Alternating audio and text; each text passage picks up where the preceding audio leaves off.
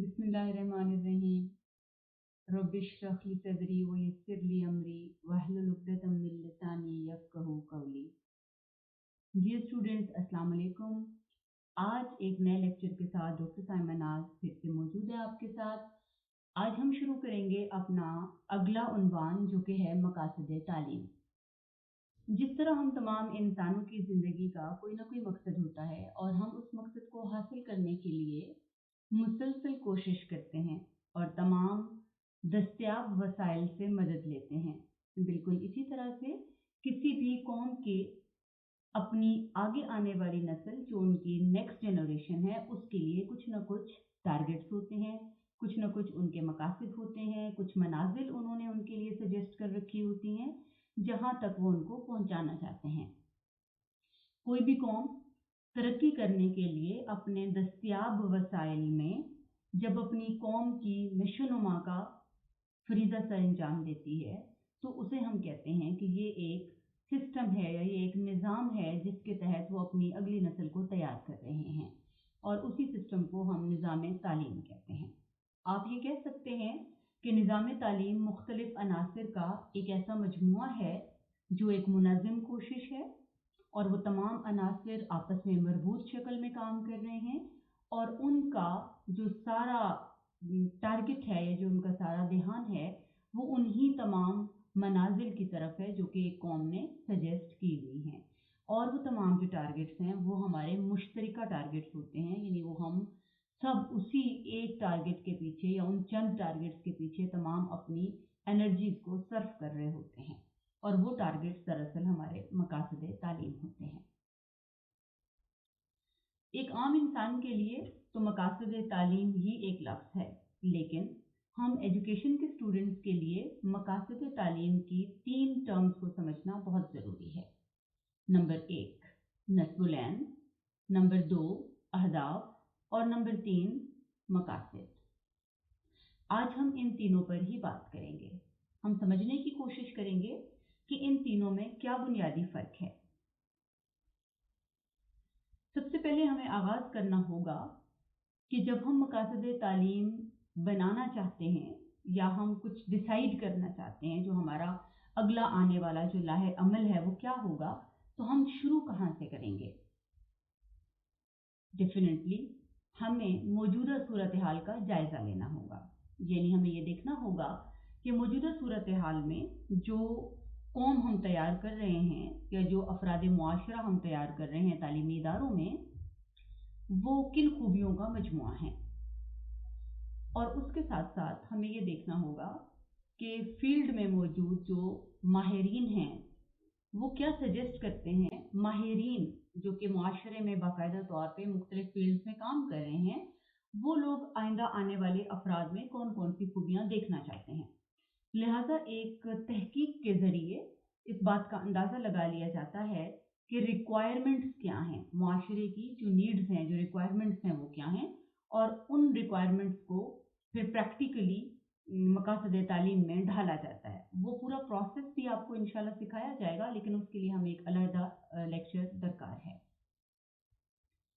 मकासद तालीम जब बना लिए जाते हैं तो वो हमें कौमी तालीमी पॉलिसी की शक्ल में नज़र आते हैं। जी हाँ, ये बहुत याद रखने वाला नुक्ता है कि मकासद तालीम जब हम एजुकेशन में उसकी बात करते हैं तो वो हमें कहाँ नज़र आएंगे, हम उनको किस दस्तावेज़ में तलाश करेंगे, तो वो दस्तावेज़ कौमी तालीमी पॉलिसी कहलाती है।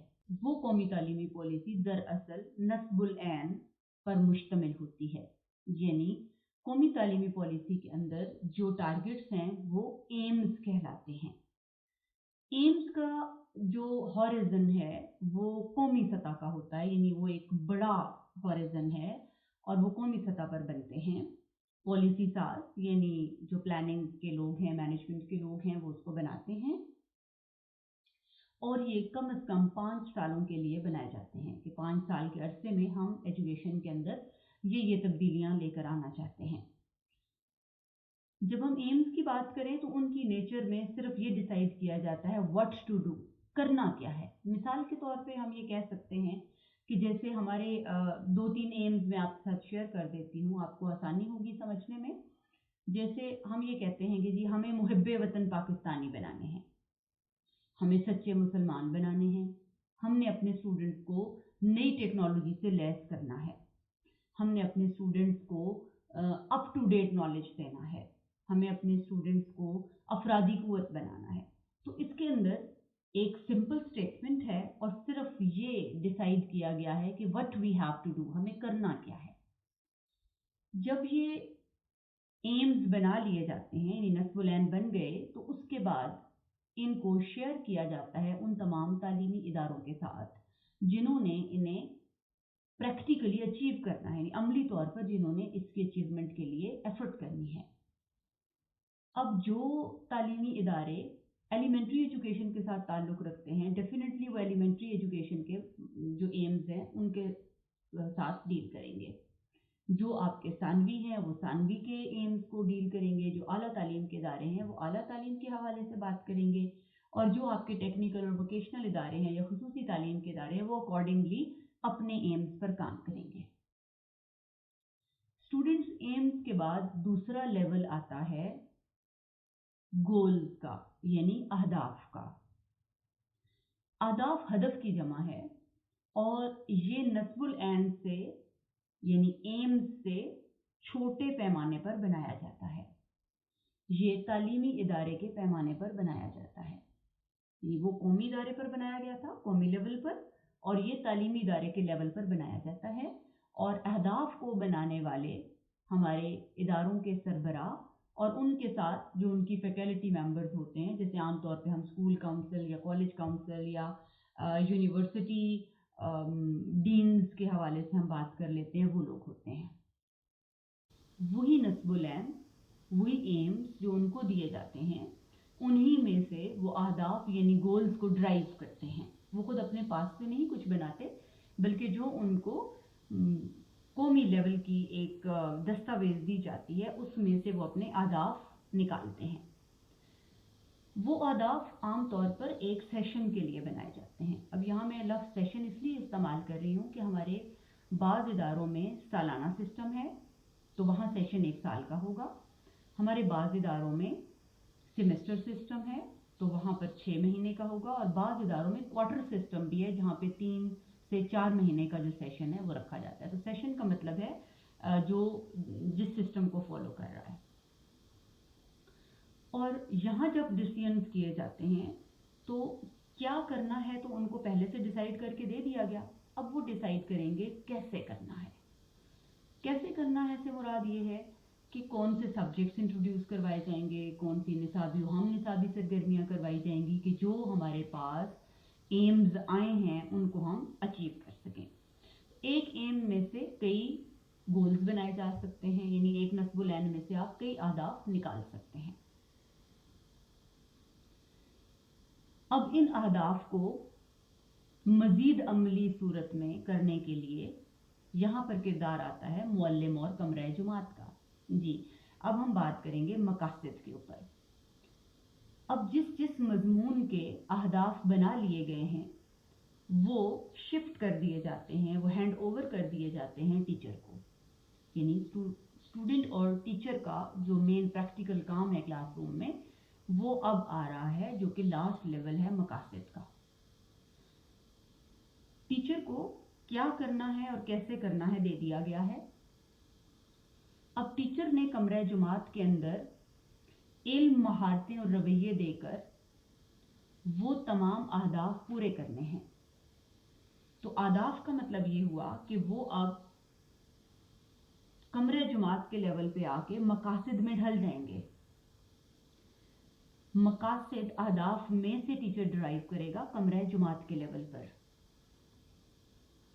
और एक हदफ में से वो कई मकासद निकाल सकता है। टारगेट उसका यही है कि वो तमाम अहदाफ पूरे हों। तो यहाँ टीचर के करने के लिए बहुत से काम हैं। क्या करना है, कैसे करना है, कब करना है, क्यों करना है और कितना करना है, ये तमाम चीज़ें एक टीचर ने डिसाइड करनी है। यानी मैं पूरा जो सिलेबस मुझे दिया गया है अपने सब्जेक्ट का, उसको किस तरह से तकसीम करूं कि एक सेशन में वो मुकम्मल हो जाए।